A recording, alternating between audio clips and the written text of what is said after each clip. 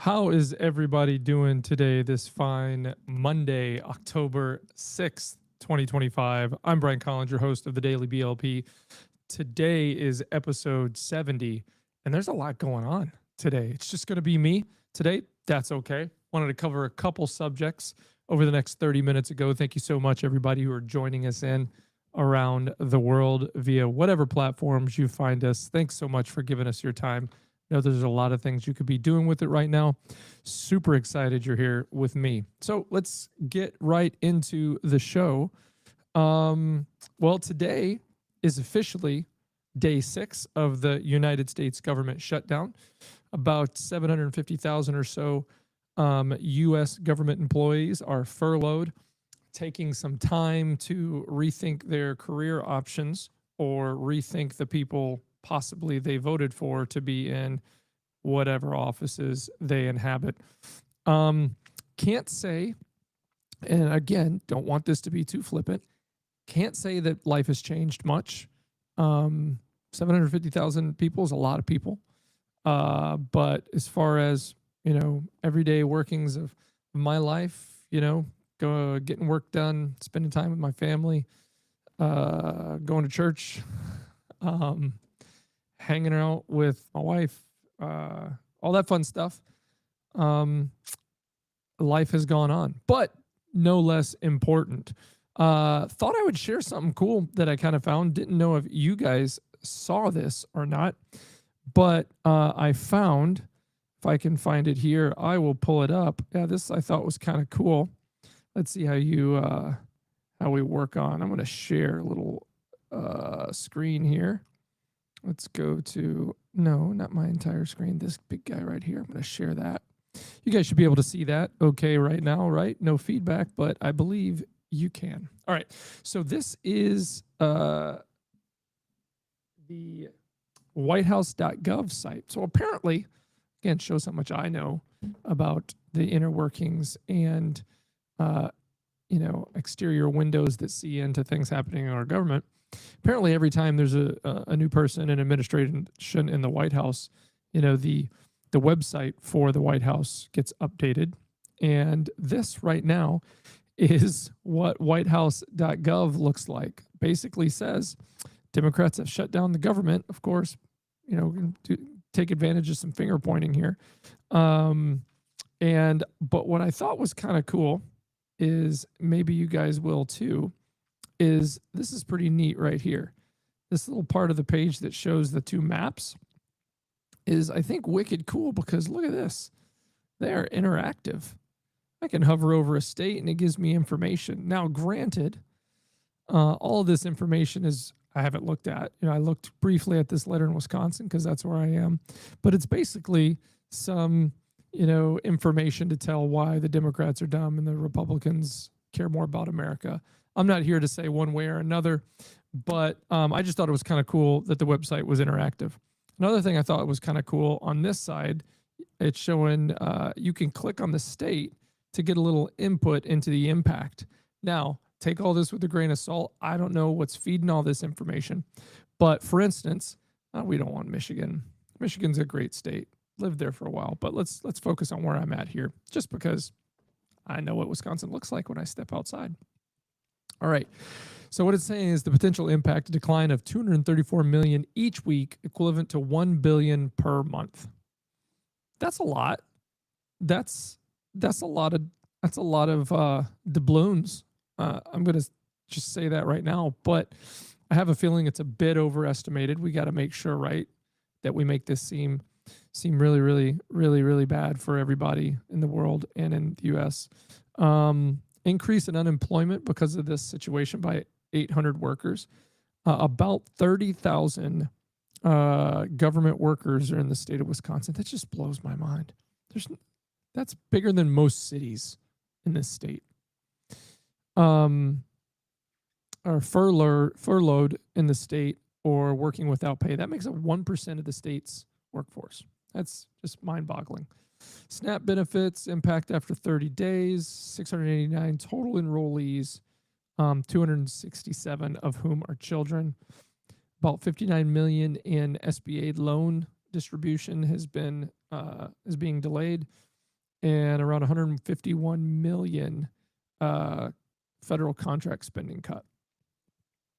It's estimated that about 295 million each month will be lost from consumer spending. So that could, that money could be spent in state, out state, wherever the people are going, right? So, but you can do this with every single state. If we go down here to Texas, look at that, 6.3 billion per month, possibly. How about California?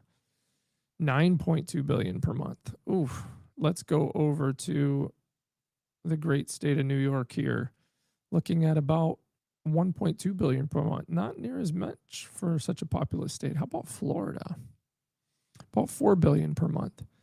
So I'm willing to bet Texas and California are the ones that are potentially seeing the biggest impact of this. Look at Alaska, 37 million a week. Anyway, not chump change by any stretch of the imagination, but there's really no way to know. We looked at this data last episode, and the last time it was shut down in 2018, I think for about 35 days or so, the economic impact was nowhere near if you aggregated all this together. So, I mean, the world's a different place than it was 7 years ago, but still, we'll keep a watchful eye on what's going on. But as far as, things that are happening right now, the world hasn't ground to a halt because our government shut down. We'll see.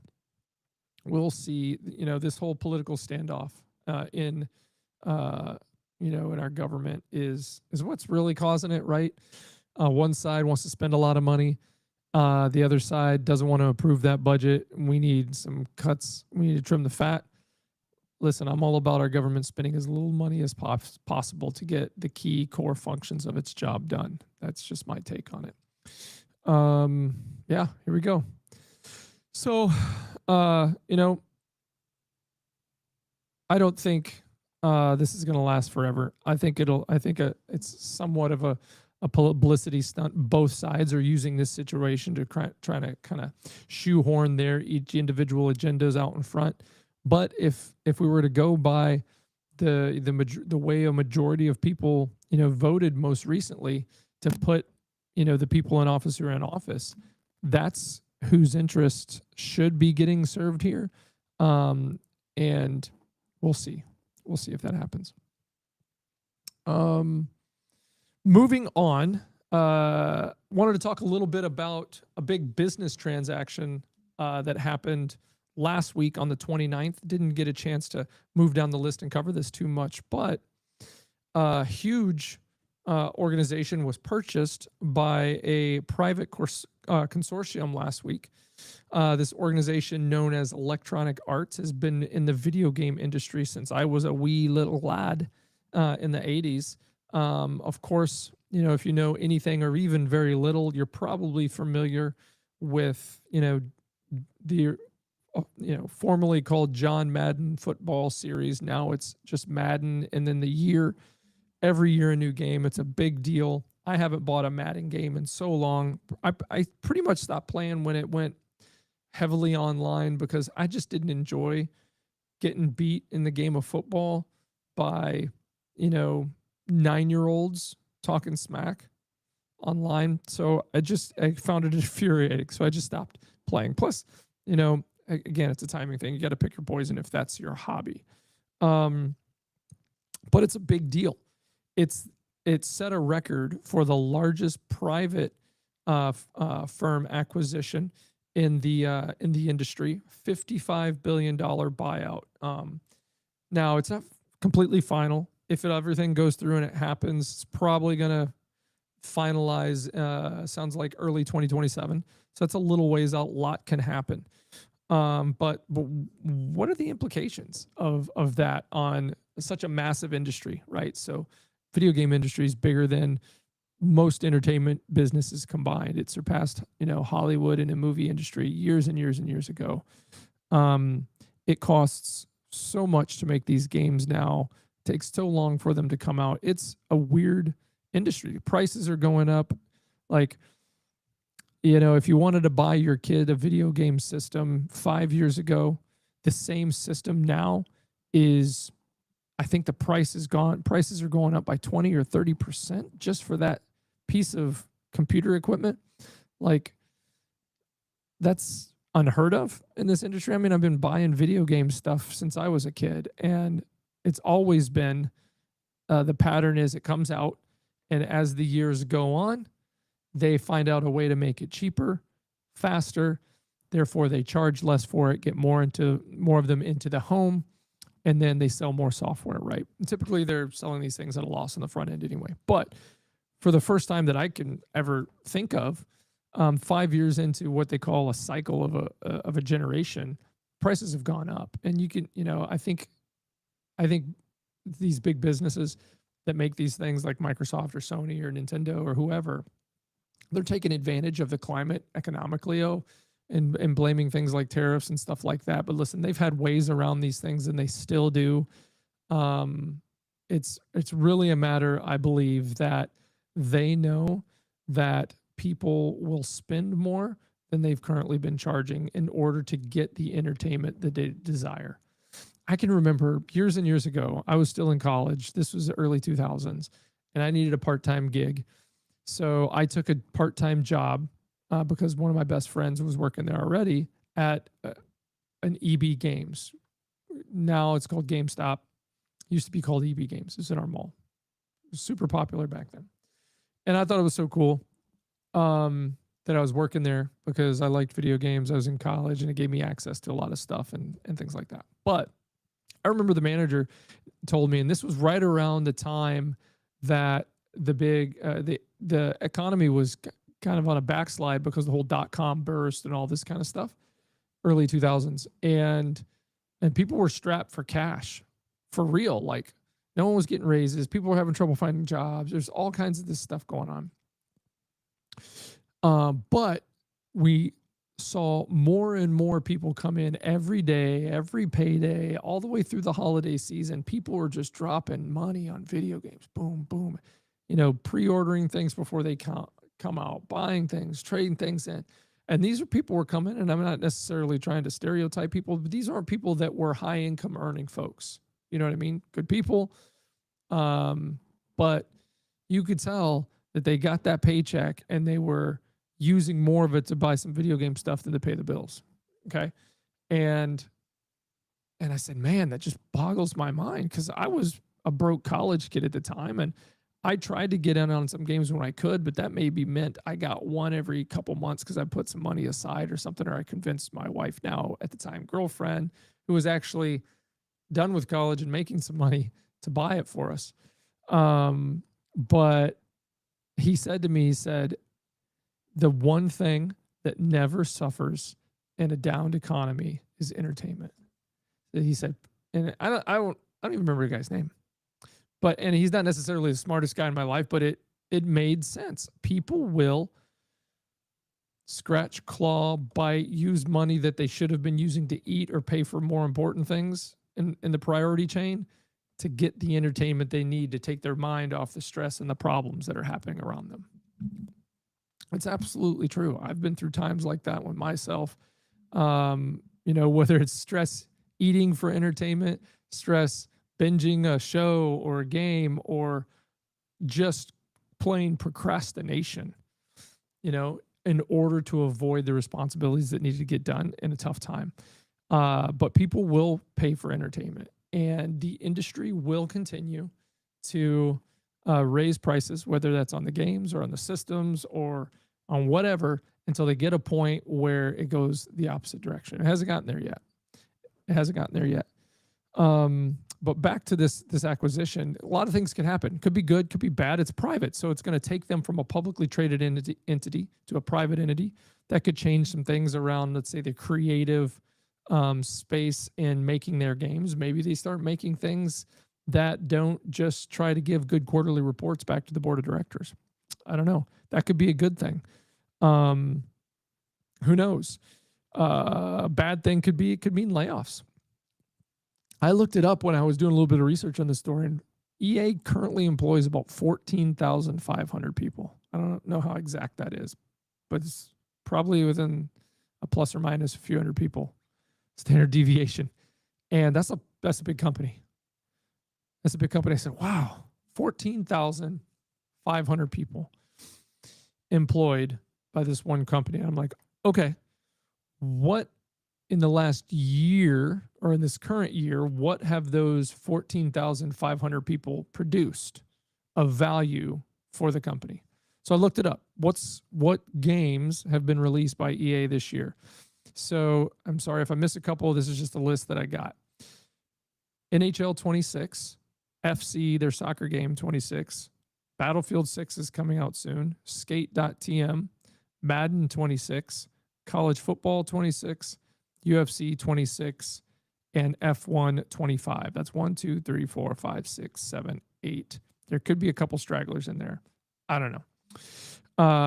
But 1, 2, 3, 4, 5, 6, 7, 8 games. All big time names. Sports games, I'm guessing, are super profitable. They release a new one every year. Not a whole lot of innovation going into them. These aren't games that need a 6-year life cycle to make the next version. Maybe they've got waterfalled, these people working on this year and then some of those and some more people so they can keep the years rolling along. But I mean, I don't know how that's set up. But if I was just going to divide equally 14,500 by 7 or 8 games, let's just round up. Let's say they have, because I'm bad at math, let's say they have 16,000 employees and they come up with 8 games. That's 1,000 employees per game. I don't know. I mean, these games have big infrastructures. They have online things. They're kind of, I don't know of one game on here that doesn't support maybe Skate. I'm not sure. Maybe it does, maybe it doesn't. But 90-something% of these games on this 8-game list here are like ongoing platform-y type of games, right? So there's some upkeep in there, but 1,000 per. I mean, I think you're going to, unless something happens and these people just get put into a project that needs a lot of talent. And again, I guess I don't know enough about how many people it takes to make a high quality game the way it is. But I have a feeling, I could be wrong. We've gone through this in our much smaller business to some degree recently, is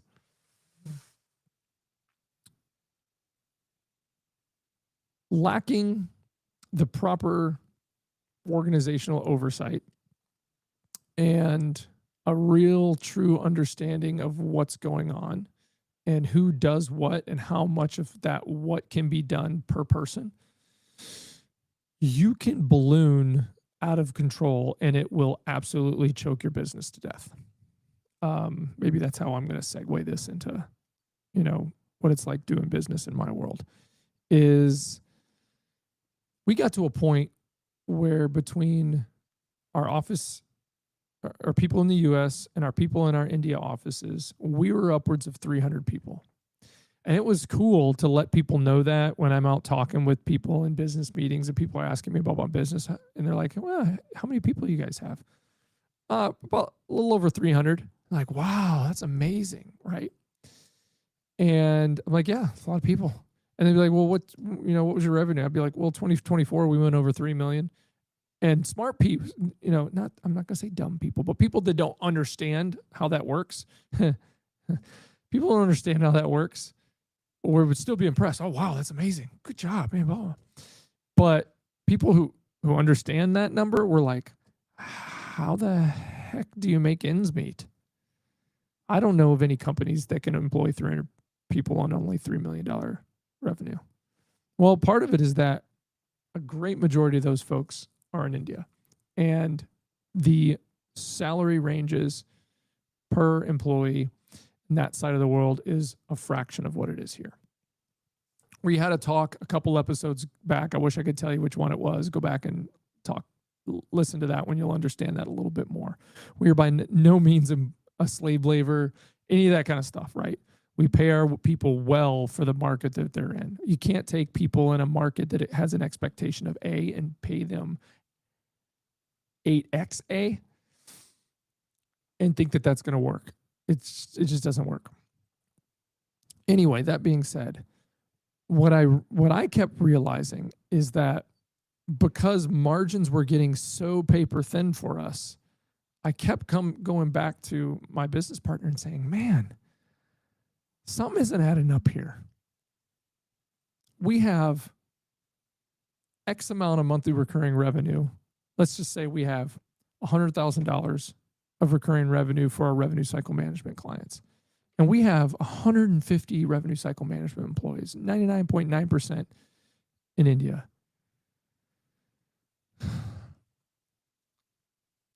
If that was a business over here, there's no way we could employ 150 people on that type of revenue. But you're telling me it takes 150 people to do the work that many clients generate? And the math just wasn't adding up. And the more and more I thought about it, the more and more I dug in, it only pointed to one thing. We're paying too many people for too little work. And what we didn't have in place were people in the leadership and supervisory roles in our offices to hold people accountable for work. Lots of breaks, lots of, I'm only going to do the amount of work it takes for me to not get fired, right? I couldn't point any of those people out, by name. I wouldn't want to, but we have had to discover how to get lean again when it comes to efficiency and output and result, the expectation of results. Really looking at revenue per employee, or that RPE number, and then really looking at our profitability every month and how the two are tied together. We've got a ways to go, and we've got to kind of section out between our types of businesses, because each type of business within our overall one business has a different expectation for those numbers and what those numbers look like for a successful business. So it's tricky, but we're getting there. So the other way to parlay this whole acquisition story in is, hey, we're in a place where we're looking to acquire on any number of types of business, whether it be an IT managed service business or a revenue cycle management business, or maybe a document information management, scribes, transcription, those kind of things. And that's a whole new endeavor for a company like us. We've been looking into it years. We're trying to find out things about funding opportunities. We had a meeting today, which went really well. Maybe one of these days I can have one of the two folks that we met with on the show to talk a little bit about the different things that can be provided by working with folks like them. But it can be tricky, because you need to have established yourself as somewhat successful in the space. And then it can be a big risk to go out. Okay, you think you find somebody else, you're checking their books, you're checking on their profitability over multiple years and the contracts they have in place. And, what's their process like? If you buy them, are you going to change them? Are you going to keep them the same? How are you going to pay back that loan? How much time do you have to pay back that loan? What's the interest rate going to be on that loan? How much you got put down on that loan? It's like buying other things, right? But on a bigger scale. But it's when you get to a certain place in business, it's one new option that you have to grow a little bit faster than your normal organic boots on the ground sales process, bring in new clients, close new deals, increase your book of business. You can take your book of business that's A, equivalent book of business B, that's the same size as you, acquire them, and have doubled your revenue in a couple months of work. And if you can make that work, you can grow your business pretty well. But it can be tricky. I've run into a lot of couple different situations. I wouldn't say a lot. Lot's relative, but a couple different situations over the past year or so where, whether it's in revenue cycle management, healthcare revenue cycle management, or IT managed services, where we run into prospect opportunities where they're currently being managed by a company that was recently, within the last couple of years, bought out. And I've yet to come in contact in a situation like this where someone says, oh yeah, we used to work with company A, but they just got bought out a couple of years ago and things are so much better. I've yet to run into an instance where someone's saying things got dramatically better once this company, this local company that used to take care of us that we love, once they were bought, it's never has never yet been the case where someone says it's gotten better. Not saying that doesn't exist, but sample size is telling me that it's not easy to come by. I think the mistake a lot of companies make, here's what, I think the mistake a lot of companies make is they get into the M&A strategy to grow, mergers and acquisitions. They grow, and then they do a crappy job. They they acquire a business, and they force them to change, or they don't, and they just leave them out there on an island. They don't give them any support. They fire a couple of their people, leave maybe one person. Just from the stories I've gotten, especially from the IT side, where it's like, hey, ever since they were bought, we can't get them on the phone anymore. We can't get them to visit. Even on the RCM side, ever since they were bought, they only send us an email once a month. We can't, if I'm having an issue, I have a question about, our collections this month, I can't get anybody on the phone, and nobody wants to be held accountable for all these denials or rejections. So I think you see that shiny object, ooh, profitable company, let's buy them, more revenue, buy them, and then you don't bring them into the fold and treat them like they're your own, and they end up doing a poor job. And what happens is another company, someone like me, comes around because we found them like finding a needle in the haystack for cold calling or marketing emails, or they're just fed up and they Google that type of support locally, and my phone rings and we come in and help them. So if we're going to get into this, one of the things we have to make sure and do is that we don't do that, right? That we apply a winning strategy to growth that way, to make sure the folks, if it's in our local market or a different market that we're buying into, get the best, if not better, support than we give anybody, from our office here. So that can be tricky. Anyway, that's fun stuff. But moving on to segment 3, the final one for the show today. It was an exciting weekend. I didn't get to watch as much as I wanted to because I had things going on Thursday night and Friday night. So I missed some of these games, but I was keyed into and paying attention to the first ever Banana Ball Championship Series. I don't know how many people watch in the first place or if you've ever heard of Banana Ball, but it's literally my favorite sport right now. So fun to watch, family friendly, free. You don't have to purchase an app to get online to watch the show. You just go to YouTube. All the games are free, streamed on YouTube, whether they're in their home park in Savannah or visiting a major league park, or they've been in NFL stadiums. But their season ended, and they have 4 teams in the league, and so they seeded them based on record. So the number 1 seed was the Savannah Bananas. They had to actually have an incredible last month or 2 of the season to catch up because they were in second place. But they got the first seed, the second seed, the Party Animals, the third seed, the Texas Tailgaters, which is the newest team in their league that came on board this year, and then the 4th seed, the Firefighters. It's always interesting and confusing when I talk to people about the league, because I just promote it through word of mouth. Is they're like, where are the Firefighters from? And I'm like, that's a good question. I don't know. They don't have a team. They don't have a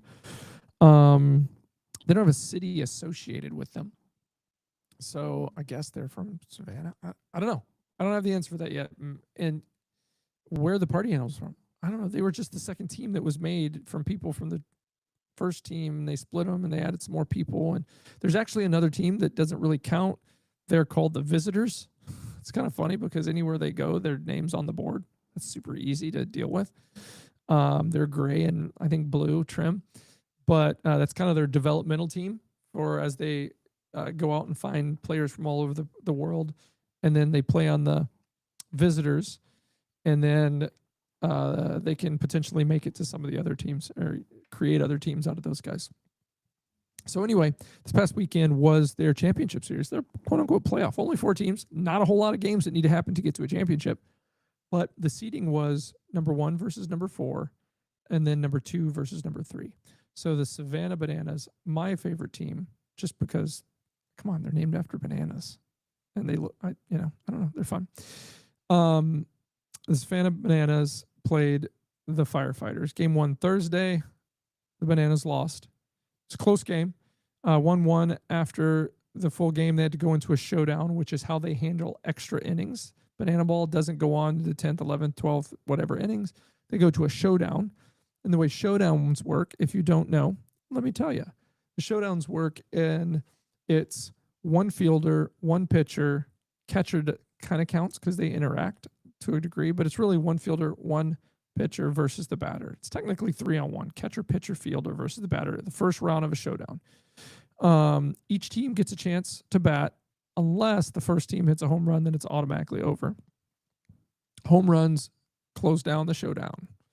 You just walk them off. So they had in the second round of their showdown, the Firefighters scored and won that game. So they took game 1. Game 1 of the Party Animals versus the Texas Tailgaters. Party Animals won that game. And then, so that was Thursday, Friday. Saturday, the Bananas played the Firefighters game 2. Bananas won game 2. And went to a showdown. And it's crazy because I didn't get a chance to watch the game because we were out and about all day Saturday. We went and visited my in-laws a little ways away. Spent some time with Grandma and Grandpa. That was fun. We got back, and I'm like, oh, the game's on. And I turned it on. It was literally the second round of the showdown. Everybody had already kind of sparsed out. I think my wife was putting our youngest to bed. My 7-year-old was going crazy doing something. My daughter was probably drawing. My son was already downstairs on the computer gaming. And so I caught just the second round of the showdown. And it was Dalton Cornett up to bat. And second pitch of the at-bat, crushed it. But it just looked like it was a hard hit line drive. But when that camera split to show, it was a bomb. And so I just wanted to show real quick that at bat, I think, was pretty epic. I've got it queued up here. Let's just see if we can share it for the world. Because here's one thing I'm finding out. Man, there's just not a lot of content outside of the Bananas on YouTube for it. So hopefully I don't get sued. They're pretty nice guys. And hopefully they just realize that I'm just someone who wants to promote their awesome sport. So I'm going to share that there. And let's see if we can see if this will play.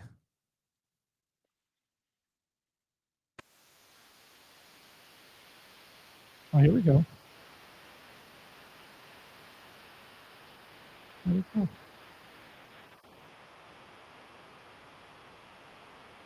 Okay, so this is the round 1 of the showdown, Bananas versus Firefighters. So he hit it in the corner of right field, and Joe Lytle scores as the first batter in the showdown for the Firefighters. Pretty epic hit. Just crushed it and pulled the heck out of it. Whack.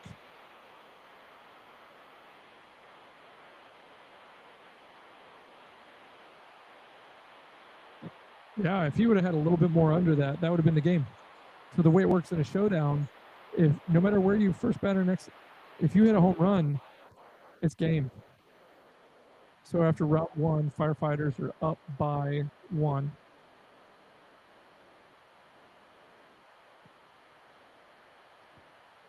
Oh, okay, so this is just a little highlight of when he was at Kentucky.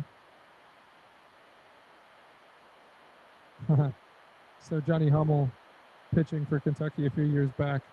His uniform looks a little bit different than it did back then, didn't it?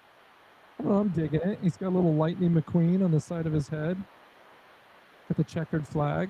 Maybe he's a race car guy. I don't know that much about Johnny Hummel.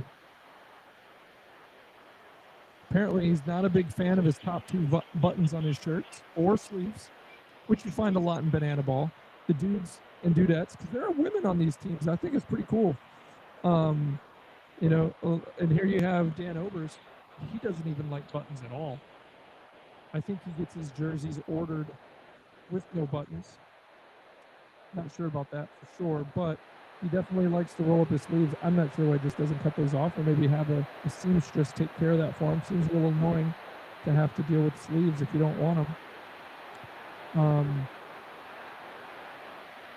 That's a good pitch right there. You can see their socks. They're usually pretty trendy with their socks. Oh, right up the middle, dead up the middle. So now he's got to chase it down. And is he going to make it? Obers is just flying. Look at his shirt is like a cape. Gets home easy.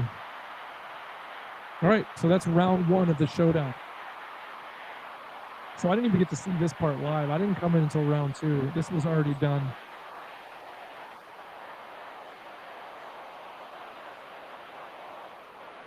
Craft it. He's like jump like, oh, I might catch that or not. He whips it in as hard as he can, but he's already home. Oh, they're fired up. Okay, ties it up. All right, Danny Hosley in. Danny's a good pitcher. If you're not watching banana ball, go back and watch some of their own games, or their older games this season, or previous seasons. They've got some talented people playing this game on all the teams, which I love to see. All right, Dalton Cornett.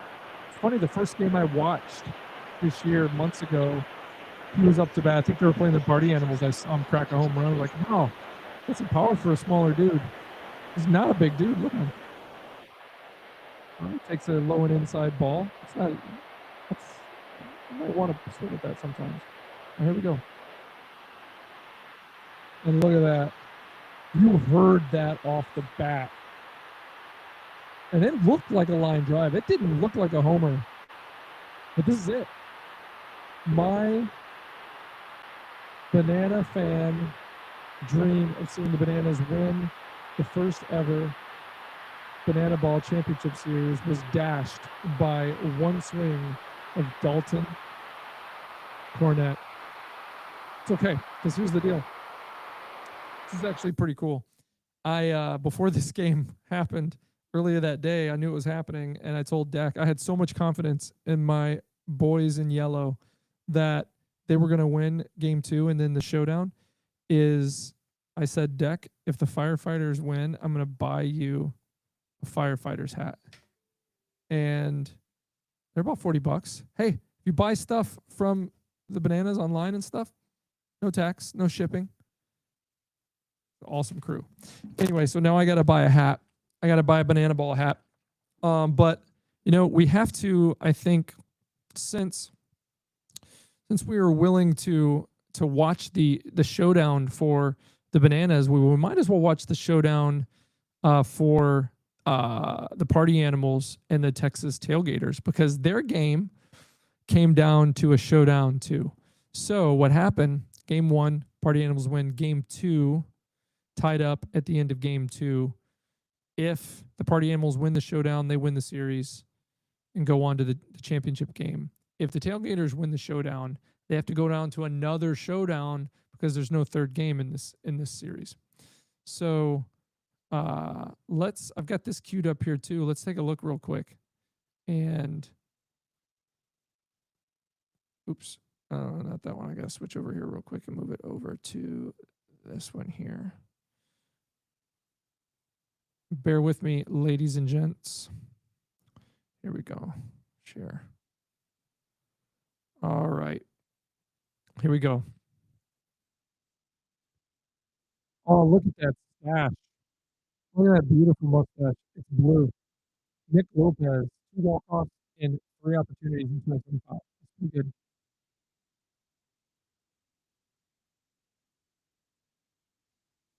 Oh, fouls it off.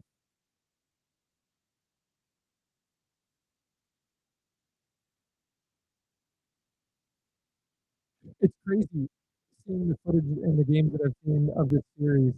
I mean, the games are still a lot of fun. They still do like the walk-up celebrations and the dances, but they're a lot more tense. Fouls off one the other way. So it's there's so much more intensity to them. A lot of people think that these games are scripted. The only things that are scripted are the dances are choreographed. The game is not scripted.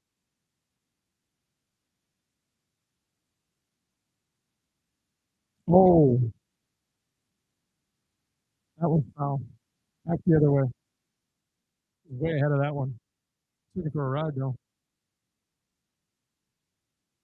Man, I can't get over that. He did get a mustache on his helmet logo. That's epic. I like that. And it's fuzzy. Is that a phone taking video in front of the plate? Those things at the high heat. All right.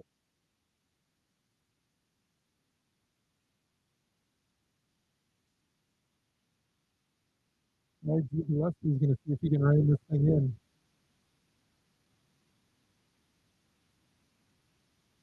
Oh, up the middle. Oh, he's scoring. Oh, that dude's quick. That dude is quick. He's going to get to it. Oh, he's close. Got there. Oh, got there. Okay. So the party animals will get a shot because it wasn't on a walk-off home run or anything like that. The party animals will come back and see if they can get a point in round one.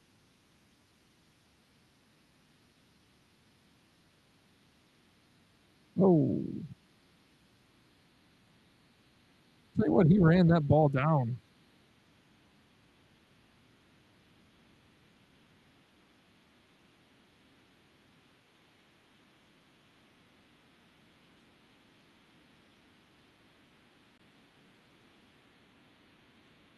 We got Brett Carson.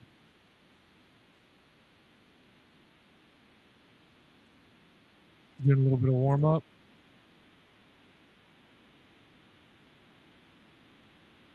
I think he needs too many pitches.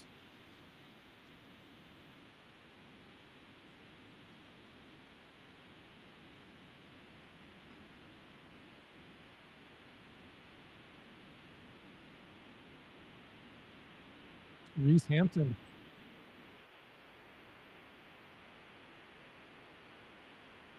Could just cut the tension with a knife, even though it's a replay.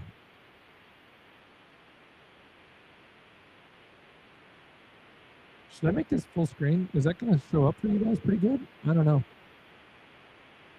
Hopefully it does. I'm just going on a hope and a prayer here that this is even working. Doing this all live, guys.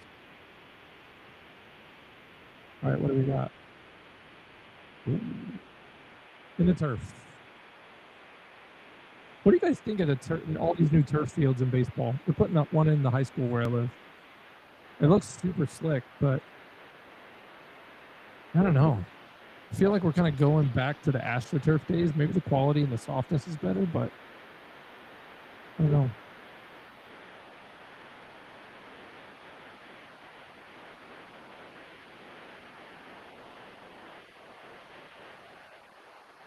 Oh, a showdown chase. Okay, so if you walk the batter, you have to try to run him down. Oh, he ain't catching him. He ain't catching him because he can throw it at third base. It's too easy. Oh, you got to run. But so on a ball 4, the catcher has to hand the ball to the pitcher, and the pitcher has to. Oh, that killed him right there. That killed him. I mean, you got to be right on their heels, get that throw in to try to get them out at home. I mean, it's not easy, and you got to be able to scoot. And pitchers aren't necessarily known for their wheels. Maybe that'll change the pitching dynamic of this type of sport. I don't want to call it baseball because it's banana ball, baby. It's different. All right, Drew Gillespie's back out. All right, so they're not switching pitchers.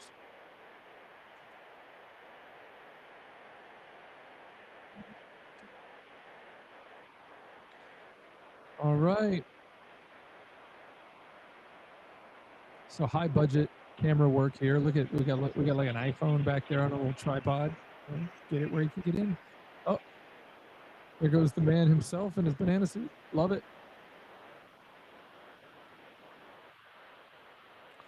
All right. Let's see what we got here.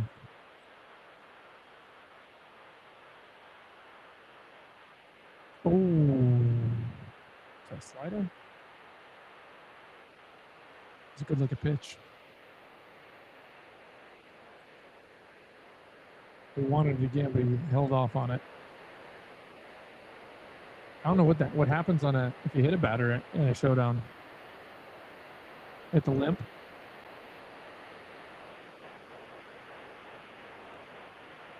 Oh, same pitch that got him on the first pitch.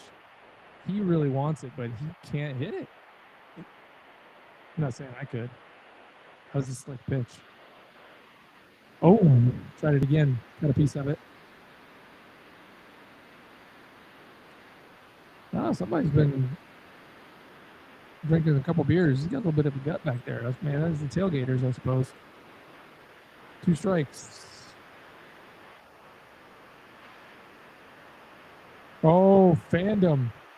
Oh, look at that. Drew is fired up. All right, they still got to come back. Oh, they got to come back and get one.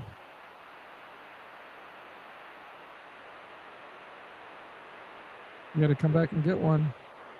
Ooh.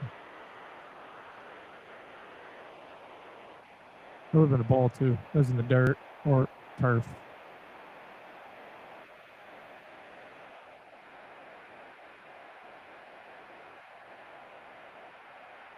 Oh, look at this guy. That's creepy. No, thank you. I wouldn't want to party with that guy.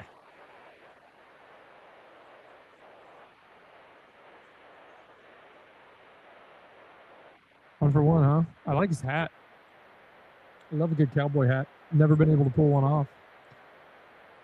But those who can, got some love, got some envy. All right. It's a big thing in banana ball to not have sleeves. Sleeves must, or top buttons, but maybe buttons at all. Real big on the eye paint as well. People getting into it.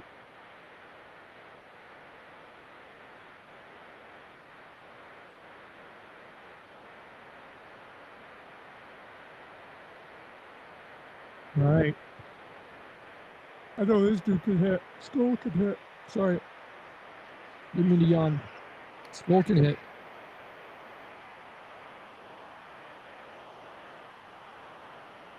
Well, I got some party animal fans. Lots of pink in the stands. Still lots of blue, even though the bananas aren't or have already been knocked out at this point.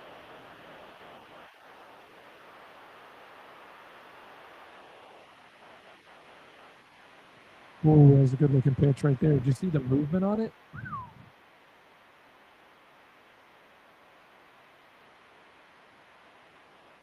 Oh, fouled it off.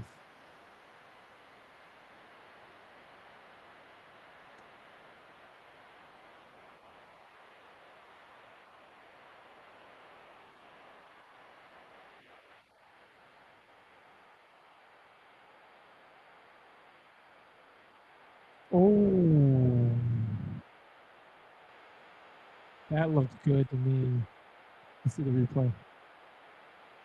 It's hard at that angle. I still think he caught the edge, but the ump did not want to give it to him. Oof. That would have been 3. Going to round 3.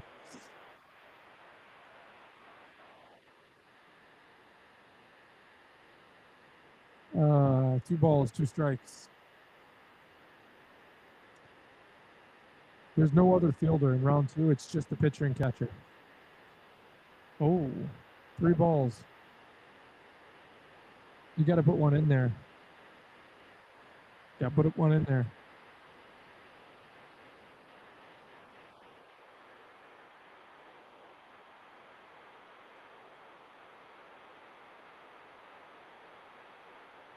Yeah, if this pitcher has to run Skull down, I don't think that's happening. I don't think it's happening. Oh, it's a ball. He's going to run all the way up there and chase him. No way. He's already a full base length ahead of him. Oh, yeah.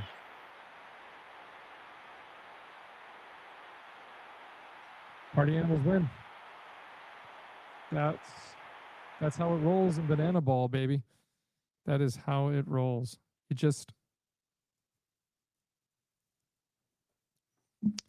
You get a showdown at the end of the game. You know, in every other sport there'd be another game or something like that. And I mean, I dig it. I dig it. I think it's pretty cool. I wanted to find out a little bit about what's going on with the actual business of banana ball. So I've started doing some research. I think tomorrow we'll talk a little bit about the value and the growth over the last few years of banana ball, the Savannah Bananas. Not sure how they parse that out by teams. And I saw a recent story that Forbes did about the value of the Savannah Bananas, but I don't know if that's spread out across the teams because they're not organized like other leagues are, where there's different owners per teams. I don't think they're organized like that. So it'll be interesting to find out a little bit more about how they're put together. But that being said, we went over a little bit of time, but I thought it would be fun to watch showdowns and, you know, get a little bit of information and content out there about how this game works. And hopefully you guys tune in to the next game, the final game of the season, which will be October 11th at 7 p.m. Eastern. You'll find it on YouTube. Just go look up Banana Ball and you'll find their show. It'll be live. It's a lot of fun to watch. You know, like make some pizzas or, you know, cook out some barbecue, grill out wherever you are. Get friends and family together and watch this. It's a hoot and it's a lot of fun to watch. Great athletes, good entertainment. It's a good time. Anyway, before then though, they do have they're announcing 2 new teams on the 9th. So I'm gonna be eyeballs all over that and find out who these 2 new teams are, because the league's gonna be expanding to 6 teams. They're gonna do a full seasonal league next year. And it's not just gonna be about the tour and where they go. There's gonna be that, I think, but they're gonna be keeping a lot more on stats and stuff. So this has been episode 70. Thanks everybody for tuning in now or in the future. Had a lot of fun. We'll see you guys next time for episode 71 of the Daily BLP. Thanks everybody. Everybody take care and be good.